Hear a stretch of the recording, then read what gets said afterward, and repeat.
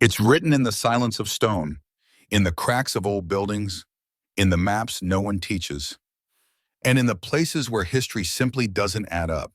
There are empires we remember, Rome, Greece, Egypt. There are empires we study, Persia, China, the Ottomans.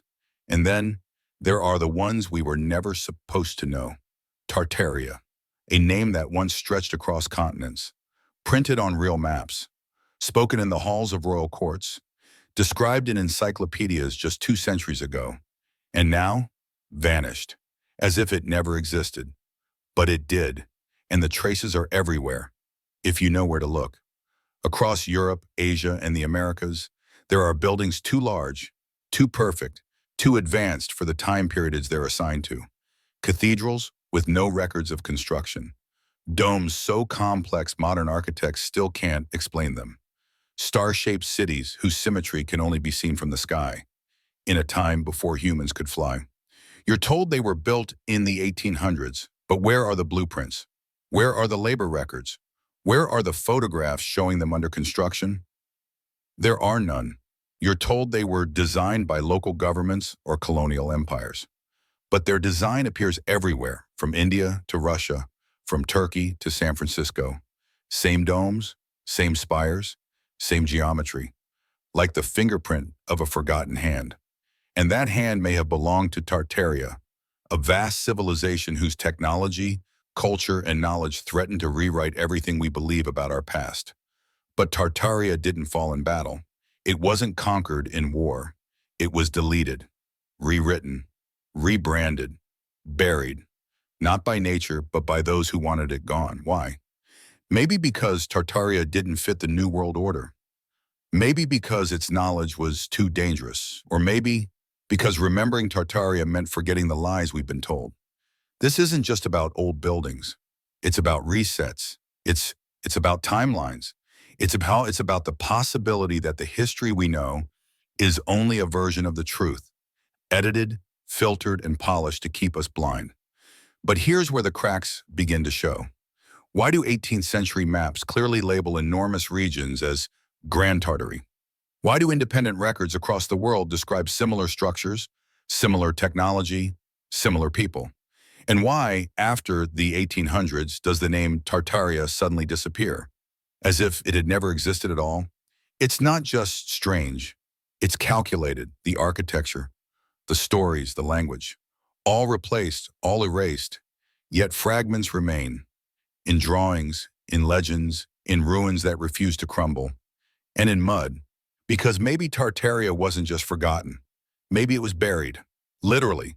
There are buildings across the world where the first floor is underground, where doorways are beneath the earth, where entire sections of cities appear sunken, not from time, but from something else. Some call it a mud flood, a sudden event that covered a civilization in silence and soil. And what lies beneath that mud is something no history book has ever told us. Because if Tartaria was real, and all the clues say it was, then everything we've been taught about who we are, when we began, and what we lost, starts to fall apart. This isn't just a story about an empire. This is about the possibility that our true history has been buried. And the moment you start digging, you'll realize something terrifying. You weren't meant to find it, but now that you have, you'll never see the world the same way again, because what was hidden is starting to rise again. And Tartaria, whether lost, buried, or broken apart, has left behind a whisper in the ruins, a warning in the silence, and a question that still hasn't been answered. What else did they erase? They say history is written by the victors, but sometimes it's erased by them too. For centuries, explorers and scholars charted our world, drawing lines, naming regions, and defining empires. These were not rough sketches or forgotten fantasies. They were printed maps made by official cartographers, backed by kings, used in schools and navigation for generations. And across those maps, from the 1500s to the late 1800s, one name keeps showing up, a name so large it stretched across nearly half of Asia, a name that appears over and over in British atlases, French encyclopedias, and even American textbooks. Tartaria, or sometimes Great Tartary, Grand Tartaria, Empire of the Tartars. It wasn't a small village. It wasn't a local tribe. It was depicted as a massive civilization, sprawling from the Caspian Sea to the Pacific Ocean, from northern China into parts of what is now Russia and Siberia. In some maps, Tartary even touches the western coast of North America. And then it vanishes. Today, Tartaria is gone, not just politically, but historically. No one talks about it. It's not in the history curriculum. There are no documentaries from major outlets. Ask most people what Tartaria was, and they'll blink at you. How does a civilization that large, that prominent, that recently mapped, just disappear? Historians give explanations. They say Tartary was just an old word for a vaguely defined region, that it referred to scattered nomadic tribes, that it was never a real empire. But that doesn't explain the maps. It doesn't explain the scale, or the cities listed, or the fact that these same cartographers were deadly accurate about the rest of the world. If Tartaria was a mistake, why was it the same mistake made by dozens of professional mapmakers for over 300 years? And why did the name only disappear after the rise of modern global empires? There's something unsettling about how clean the erasure was, as if someone wanted the memory of Tartaria gone. It wasn't a slow fading, it was a sudden cutoff. You can trace the maps. Year after year, Tartaria is labeled, defined, named. And then, by the late 1800s, it's as if a switch was flipped. The word vanishes. The region is divided. New countries take its place. New narratives fill the gap.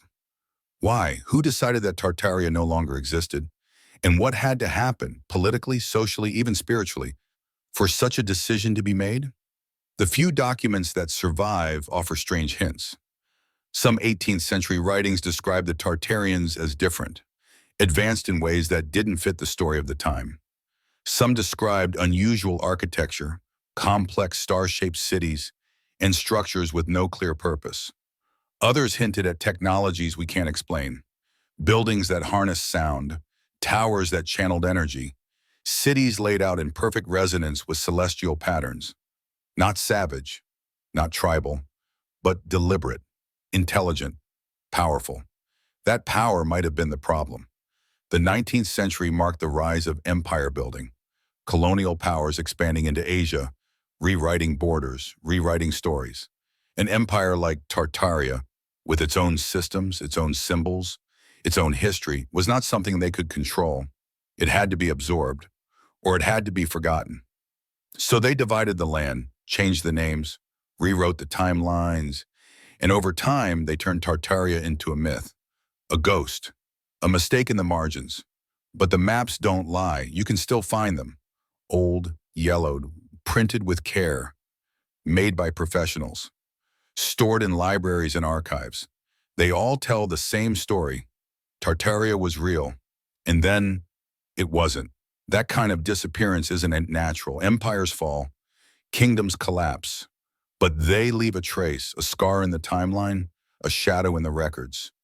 Tartaria leaves something stranger, a silence, no war, no rebellion, no disaster, just silence, a great empty space where there should be memory. And that silence is what makes the maps so haunting. Because when you stare at those old atlases, you don't just see names. You feel a story trying to break through the page, a story that someone buried. And if the maps were right about Tartaria, what else were they right about? What other names were erased? What other civilizations were rewritten? What else in our history has been replaced with something safer, something easier to believe?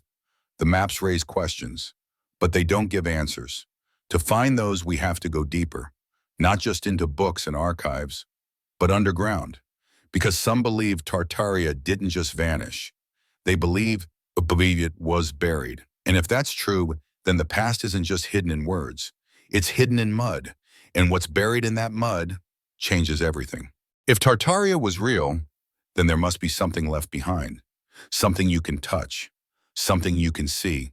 And maybe there is, all across the world, in cities big and small, there are buildings that don't fit. They don't match the time they're said to come from. They don't follow the style of the local culture. And most of all, No one really knows who built them. Massive domes, perfect arches, towering spires, impossible detail. Stonework so precise it feels more like sculpture than architecture. Buildings so large, so heavy, so complex, and yet built in an age that supposedly had no modern machines. We're told these were government buildings, cathedrals, courthouses, post offices. We're told they were designed by European architects in the 1800s, built with horse-drawn carts and hand tools. But when you look at the way, the symmetry, the geometry, the story stops making sense. In many cases, there are no construction records, no original blueprints, no detailed photos of the building process, just a sudden appearance in history, a finished masterpiece with no explanation for how it got there. And the same design keeps showing up in places that were never supposed to be connected. The domes in Russia look like the domes in San Francisco. The columns in India resemble the ones in New York.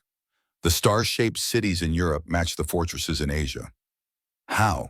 How did architects on opposite sides of the world, from different empires and cultures, build the same things at the same time with the same impossible level of detail? And why do so many of these buildings have features we don't even understand? Hollow copper domes, towering spires shaped like tuning forks, rooms with perfect acoustics, floors built in sacred geometrical ratios, vaulted ceilings designed to channel energy or sound. These aren't just stylistic choices, they seem functional. But for what function? Some believe they were part of an old system, not for decoration but for energy, that these buildings weren't just made to look grand, they were made to interact with the environment, to pull power from the sky, to move sound, to balance frequencies. And then there's the strangest part. Ask the people who live near these buildings, and they'll often say the same thing. It was always here. They don't remember it being built. There are no family stories about the construction. It's just always been there. In some cases, the local history even says the opposite, that the colonizers or governments found the buildings, claimed them, and then repurposed them. They added plaques, flags, painted the walls, but they didn't build them. So who did? Some say it was a now forgotten empire with knowledge we no longer have. An advanced civilization that was wiped out, not by time, but by force. Erased from the books, but not from the earth. And these buildings are the fingerprints they left behind. Take the World's Fairs, for example. In the late 1800s and early 1900s, cities like Chicago, Paris, and San Francisco hosted massive exhibitions. They built entire cities, enormous structures, larger than anything seen before, supposedly built in under 2 years, with no heavy machinery. Then, once the fairs were over, most of the buildings were destroyed, demolished, burned down, not preserved for history, not turned into landmarks, wiped away. Why would anyone build something so magnificent? Just to tear it down? And more importantly, did they really build them? Or were they already there, repurposed, relabeled, and then removed before too many people could ask the wrong questions? There are too many of these buildings, too many patterns, too many stories that don't line up, and the official explanations feel thin, forced, hollow.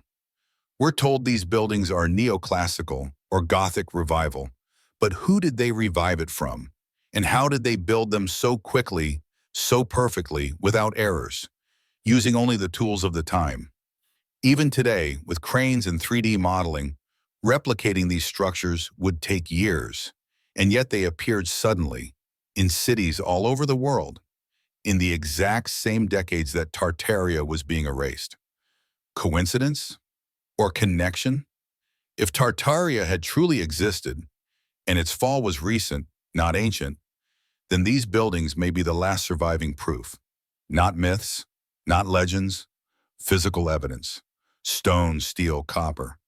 Silent witnesses to a story we were never told. And if these buildings weren't built by the people we thought, then what else did they inherit without telling us?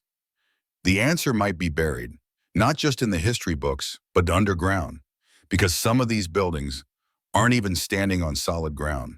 They're sitting in layers of mud, Whole floors beneath the surface, windows, doors, arches, buried under feet of soil, as if they were swallowed by the earth itself. And when that happened, the story above them was rewritten, and what was buried was forgotten. Until now. If buildings are the bones of a lost civilization, then the mud might be the grave. Because once you start looking at these strange old structures, the domes, the towers, the impossible arches, something even more bizarre begins to stand out. It's not just how they were built, it's where they're built, or more specifically, how deep they go. All over the world, in cities both old and modern, people are finding the same thing. Windows, doors, archways, buried underground, perfectly shaped windows now sealed by dirt, doorways that lead nowhere, stone steps that go down into soil, not in a few buildings, not in one strange town, but in hundreds of cities across the world. London, Paris, St. Petersburg, Boston, Istanbul, Prague, San Francisco. In places that have no reason to be connected, the pattern is exactly the same. These buildings weren't designed with basements. They were designed with full lower levels, windows, doors, entire floors, that are now completely covered in earth. And the question is, where? Mainstream historians call it urban development.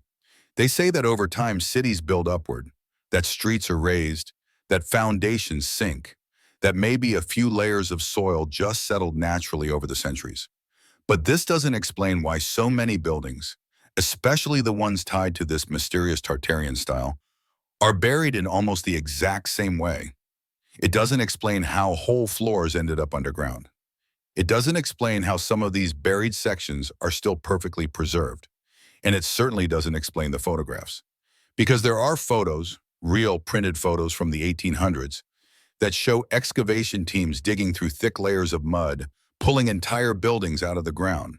Massive columns and entryways revealed beneath dirt, walls and windows that should have been above street level, hidden until they were dug out. In some cases, these buried floors weren't discovered until recent renovations. Contractors breaking into foundations only to find staircases leading down to rooms no one had ever entered, perfectly intact, sealed in silence. So what happened?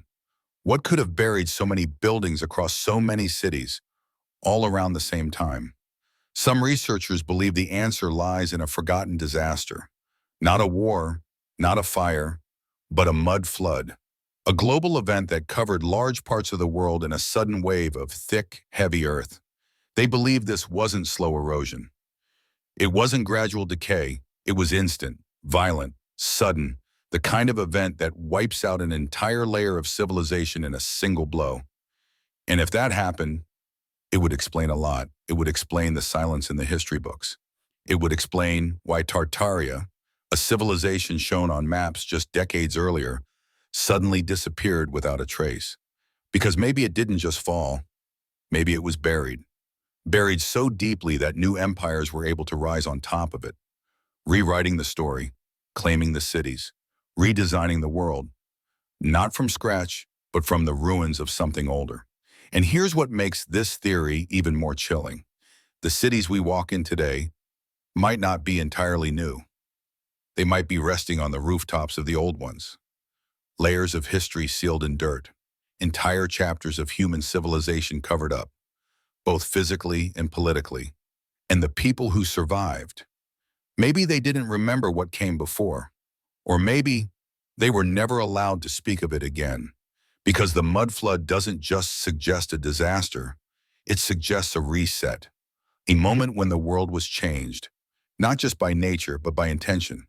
A reset that buried the past, erased the name Tartaria, and gave the future a new story to follow. But the mud didn't cover everything. There are still cracks in the surface, buildings half submerged, staircases that go nowhere, bricked up windows, covered archways. And beneath those layers, sometimes just a few feet below, is the past we were never meant to see. The mud flood mystery doesn't just question the history of a lost empire. It questions the entire timeline of modern civilization. Because if a global event really did bury cities, and if those cities belong to a forgotten culture like Tartaria, then what we call modern might just be the surface of something far older, something hidden, something they tried to erase, but couldn't quite finish. And if Tartaria was buried once, who's to say it won't be buried again? Or that we're not living on top of someone else's forgotten world right now? If Tartaria was buried, then something else was buried with it. Not just buildings, not just names, but technology. Technology that doesn't belong in the age we're told it came from. Technology that wasn't powered by coal, steam, or oil, but something far more mysterious. Across the world, in the ruins and relics of supposed old world architecture, certain patterns appear over and over again. Massive domes, towering spires, metallic rooftops, strange ornaments shaped like antennas or tuning forks. We're told these are just decorative motifs, but they seem too precise, too repeated, too aligned with something much deeper. Some believe these structures were never meant to be decorative at all. They were functional, energy machines. Not the kind we understand today, not power plants with smoke and noise, but buildings that pulled energy from the sky. This idea may sound strange at first, but think about it. Electricity wasn't discovered until the 1800s, and yet the people of Tartaria, if they truly existed, might have known how to use it long before that. Not by burning fuel, not by laying wires, but by using the natural forces already in the air. Atmospheric electricity, resonance, vibration, geometry. The idea is simple and terrifying. What if Tartarian buildings weren't just homes or halls or palaces? What if they were conductors? Look closely at the rooftops. So many of them end in a point, a metallic tip, something that resembles a lightning rod, but larger, more refined, carefully placed. These spires could have drawn energy directly from the atmosphere, just like lightning does. Except instead of chaos, the energy was captured, stored, and used. To heat the building, to light the rooms, to charge devices we no longer understand. Some researchers have even noted that the floors in certain old-world buildings contain strange metals, like copper, embedded beneath the tile. Why? Could it be part of a circuit? Could these buildings have once carried electricity through their walls and floors without a single wire? Even the design itself seems suspicious. High ceilings, domes shaped like bowls turned upside down, columns spaced in exact ratios, rooms built to echo sound in perfect frequencies. To the modern eye, it looks artistic. To the ancient builder, maybe it was mathematical, because sound is vibration. Vibration is energy, and energy is power. Some believe the people of Tartaria understood this better than we do, that they built cities not just for beauty, but for resonance, that they arranged streets and spires in a way that interacted with the Earth's own magnetic field, that they aligned buildings to channel sunlight, airflow, even cosmic patterns. And the result? A kind of clean energy system, hidden in plain sight. We're told these ideas are impossible, but maybe we say that because we no longer understand the tools. What if the buildings we walk past every day once lit themselves? What if they didn't need batteries, oil, or wires, because they used natural frequencies we've long forgotten? And if that's true, what happened to it? Where did this knowledge go? Why isn't it in our textbooks? Maybe because when Tartaria fell, when its cities were buried, when its name was erased, the knowledge died with it. Or maybe it was taken. Because here's where the story gets darker. Right after the fall of Tartaria in the late 1800s and early 1900s came a strange wave of invention. Suddenly, patents appear for electricity, for power grids, for systems that look oddly similar to what some say Tartaria already had. Nikola Tesla, a name now wrapped in legend, once claimed he could transmit energy wirelessly, through the air, across the earth. He even built a tower, Wardenclyffe, designed to do exactly that, but the project was shut down. His funding was pulled, and the tower was destroyed. What if Tesla didn't invent this idea?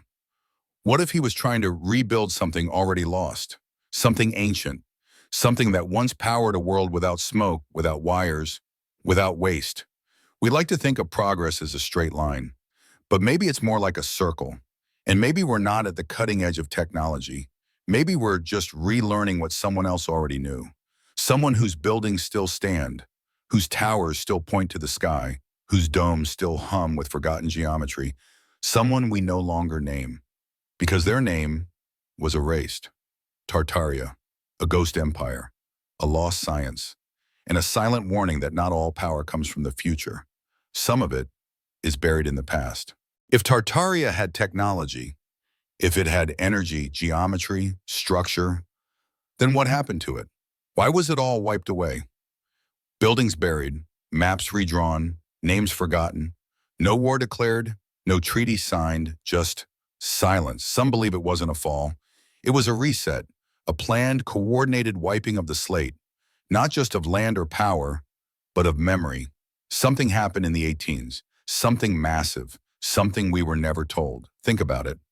One moment you have a global presence called Tartaria, labeled on maps, described in encyclopedias. The next, it's gone. At the same time we're told that modern nations began to rise. Suddenly, new flags appear, new governments, new belief systems, a new version of history. But when you look closer, it feels too fast, too organized, too clean, as if someone needed to start over, as if the old world was erased and a new world was written in its place. And wherever Tartaria had stood, that new story had to be airtight. No gaps, no questions, no survivors, just progress. A clean version of civilization, one that begins exactly where the history books say it should. And here's where the story gets strange. In the years after Tartaria disappears, we see something very unusual. The world's fairs. Massive global expositions held in cities like Chicago, Paris, London, St. Louis, and San Francisco.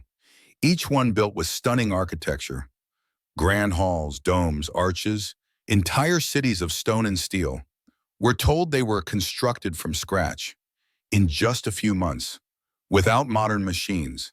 Then, destroyed, demolished, burned, wiped away.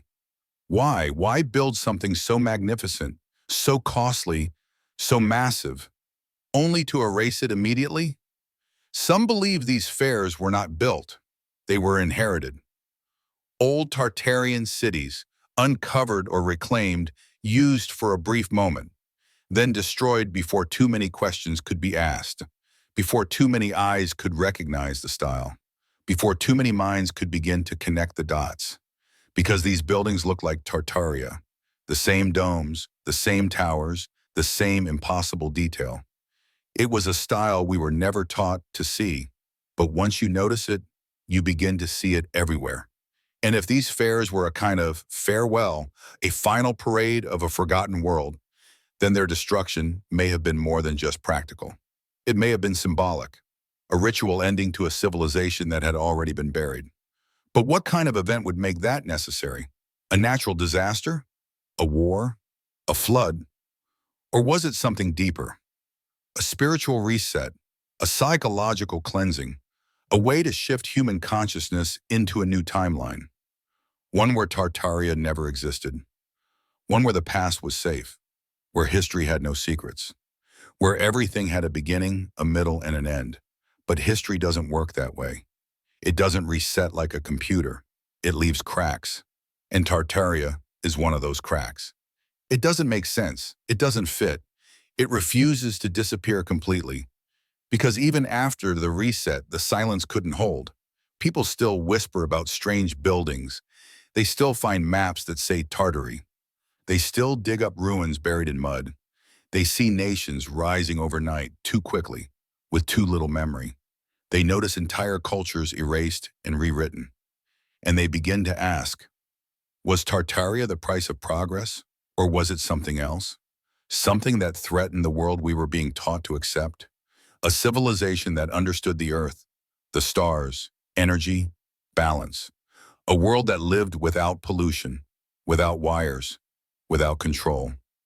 A world that didn't need empires, because it was one, and that may have been the true danger. Because a world like that doesn't get replaced. It gets buried. And once it's gone, the silence begins. A silence so deep you forget what was there, until the cracks start to open again. And the questions come back to the surface. And then, like a whisper from the ruins, the story begins again. Maybe Tartaria didn't vanish. Maybe it didn't collapse or fade or disappear into myth. Maybe it simply changed clothes, changed names, changed hands, and we forgot how to recognize it. Because when you look at the world around you today, the strange buildings, the odd designs, the unexplained layers beneath your feet, you begin to feel it. An echo, a pulse under the surface. Maybe Tartaria isn't gone. Maybe it's still here, hiding in plain sight. Think of the old buildings that no one really explains. Massive stone courthouses in small towns. Giant domes in cities no one considers ancient. Rail stations, libraries, capitals, built with such beauty, symmetry, and skill that they seem out of place. Not because they're old, but because they're timeless. We're told these buildings are neoclassical or revivalist, that they copied older styles for aesthetic reasons. But what if it's the opposite? What if those styles weren't copied? What if they were inherited, handed down, repurposed, painted over, until the origin faded, and all that was left was a question no one thought to ask? Who built this? And why can't we build like this anymore? Maybe we lost the knowledge.